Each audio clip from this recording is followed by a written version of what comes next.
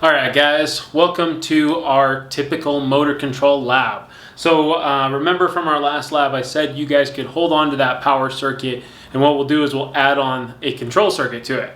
So this is what we did in the last lab right here. You can see I've got it pretty much drawn the same. I drew it a little bit smaller so that way we could really talk a little bit more about the control circuit. I've already talked about what makes up a typical control circuit, but I wanted to talk a little bit more specifically about the one we're going to be doing. So remember that we're going to come over here and we're going to have our breaker in here. It's going to be a 2 amp breaker. I'm just going to write 2A right there. It's going to come over and down. And then what we're going to do is we're going to come over into our normally closed E-stop button, okay? So this one, our normally closed E-stop. Then we're going to go into our normally closed stop button. So we'll just write stop here. And then we will go into our normally open start button, just like so. Start. Sorry if you can't totally read these, but it's not super important. You're going to go into our motor control coil, number 1, and then into an overload, all right? Which we're going to be using a normally closed contact for that, that overload. So now this is everything but the latching circuit. Now if I was to run this right now as is, I push down the start button, the motor coil will come on, but it will not latch. So pretty much what I've made is what you would consider a jog circuit. That's a hint for a later activity. What is a jog circuit? Well, it's pretty much no latching mechanism. So press the start button, doesn't latch, okay? Now remember, we're gonna have that latching circuit. It's gonna come down around here, but what I'm gonna tell you is you should make all of this first. Don't add that latching circuit on until very last. And one crazy thing is this is just one big old long AND circuit. It's going to be going in one, out the next, in one, out the next, and on and on and on. Just a big AND circuit. So it's a good idea to get that that logic down, because going further into it, you guys are going to have to design your own circuits, and it's a good idea to be like, oh, that's going to be an AND circuit, so I need to press this one and this one to turn on that. All right? Little hint again for upcoming stuff. We're going to come down and we're going to go around for that auxiliary contact, like so. And I'm just going to write aux. It's kind of hard to write. So that's going to be everything that we're going to wire together. Remember that pretty much from here down, all of this up to about right here will be red, while over here will be white colored wires. And when we number it, we're going to number it all from pretty much from the transformer. We'll do from the transformer, we'll call this one X1. So I believe that's what it is labeled. And then it's going to become 1. It's going to become 1 here. And then we're going to start, every time we go through a component, we're going to change that number, okay? So it's going to be 2, 2. We're going to go ahead and we're going to label number 3 as always being our return wire. So let's go ahead and we'll change this one. Always have number 3 be a return wire. And then we're going to have number 4 here, number 4 here, number 4 here, number, say 5 here, 5 here, 5 here, and then we're going to go to 6, 6, okay? So what I'd like to see is you to make sure you have your wire coloring correct and your wire numbering correct, all right? So, and the hope is that we can create a motor control that when we press the start button, it will turn these lights on in the power circuit. Now, the only thing that I will say is a little bit different than the realistic, I guess, actual circuit is the way we've ran our power. The incoming line power that we have is going to be 24 volts. And so technically this transformer is actually up here and it's already supplying 24 volts to both of these, okay? So it's a little bit confusing, but later on down the road, this is how the control circuit will be set up with that transformer. So I want to try to get that going for you guys to start thinking that way, all right? So let's go ahead and wire this one up. I'm going to go ahead and I'm going to jump over to the trainer. This is one of the last ones that I'm actually going to show you the complete process. I'm gonna go from the very start all the way to the end, except for this because it's already wired. And then after this point, I'm only going to be doing little wiring. I'm going to be showing you how to add in little things. So let's pay attention, all right? So let's go ahead and get started. All right, so now that we're at the board, what we're gonna do is, remember on the schematic, it's going from the transformer, it's going into our breaker, it's going around from the breaker all the way into our distribution block. You do not have to use a distribution block if you don't want to. You can go directly into that E-stop. It's totally up to you. I like the distribution blocks. They're very helpful. So what I am going to do is, starting at this distribution blocks, I'm going to start numbering my wires. I would like all of these wires on these numbered 2, but I'm just going to go ahead and wire this one for me, and just go into every one of them, make sure that the wire numbers are correct.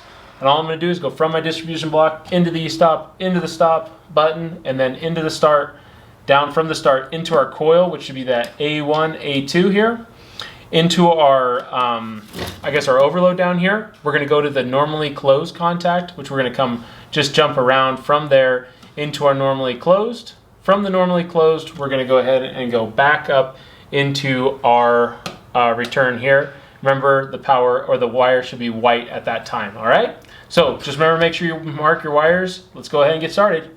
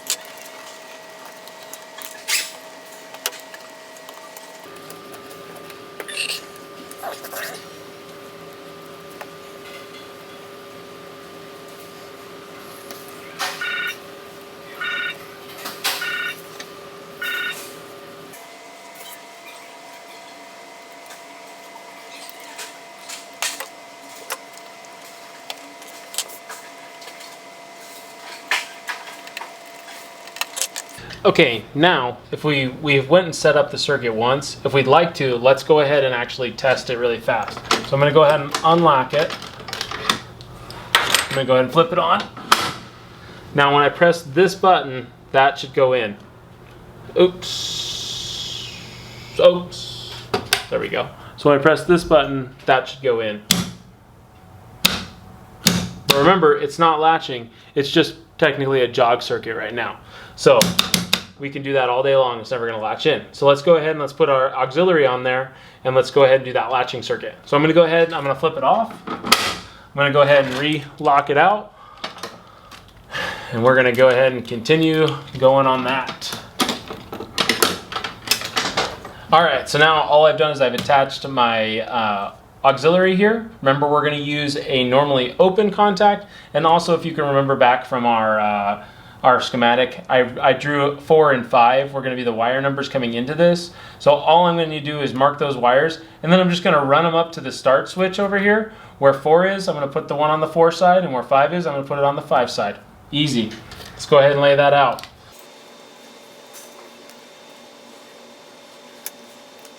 It doesn't matter which side of the switch you go on, because it's just a contact.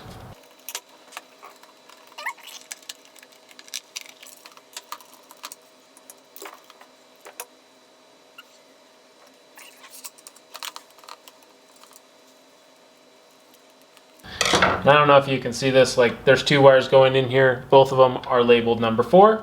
Now I'm going to go ahead and grab my number 5, and I'm going to get that one wired in too.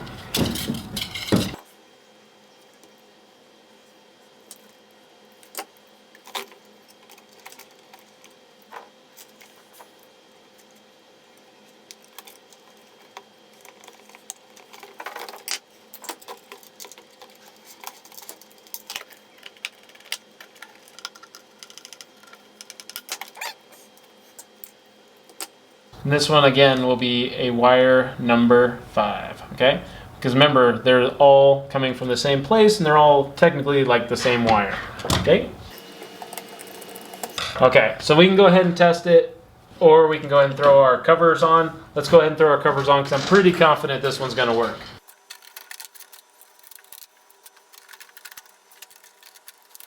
Awesome, I'm going to go ahead and I'm going to unlock my lockout. Maybe. Oh, there it goes. Flip it on. When I press my start button, it pulls in, keeps my lights running all the time, okay? So one cool thing that we didn't really probably talk about too much is this overload. If I go to my overload, there's a rip or trip button over here off to the side. If I press it, it's gonna break the contact or the connection between my coil and the return. This is the reset button. It's gonna reset it. And again, I can go back here, press this. If I press my e-stop button because it's an emergency, it's gonna turn everything off and you're good to go. What I'd like you to do is just make me a quick video showing how it operates, showing me the switches that'll kill it. I want to know that your e-stop is working. I want to know that your stop button is working. I don't know if I showed you that. Stop button will turn it off. And just show me that and you're good to go. Good luck, guys. Remember, make sure those wire numbers are on there. It's really going to help you if you need help troubleshooting or if you're trying to figure out where things are going to go. Good luck.